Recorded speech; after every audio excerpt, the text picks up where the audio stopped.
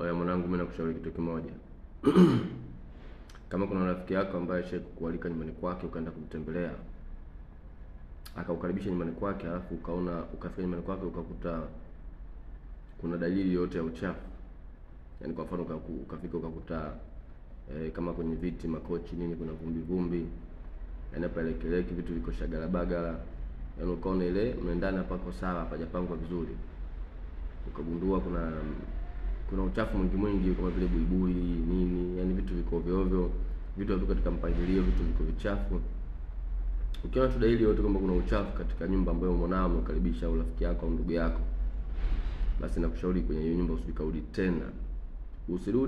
tena. Unajua ni kwa nini unatakiwa usirudi tena? Kwa sababu wewe una roho mbaya. Yaani una roho mbaya mno. Yaani wewe baada ya kuingia na kuthamini kwamba ile heshima na ule upendo ambao mwenzako ameukaribisha nao, unaingia unaanza kutafuta dosari. Unaanza kutafuta vumbi, unaanza kuangalia vikombe vimekaa vibaya, unaangalia nyumba yake imejengaje. Yaani wewe bonge ya mtu mmoja mbaya sana, wewe haufai.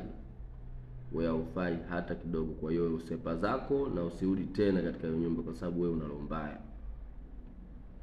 Wanakuambia upendo uhesabu mabaya, upendo hausudu, upendo ni kila kitu. Yaani mtu mwenye upendo, kama ungekuwa umeenda kwa mapenzi ya dhati, wala usingekuwa na muda wa kuangalia vitu vyote.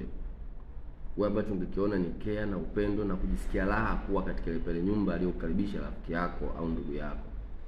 Kwa hiyo moyo yote ambaye atafika sehemu akaona dosari, ujiulize wewe mwenyewe, ndicho kilichokuleta. Wewe umeenda kuangalia tatizo, umeenda kuangalia dosari, haujaenda kwa upendo. Kwa hiyo ni afadhali usirudi tena katika nyumba na uende zako, uende na roho yako mbaya.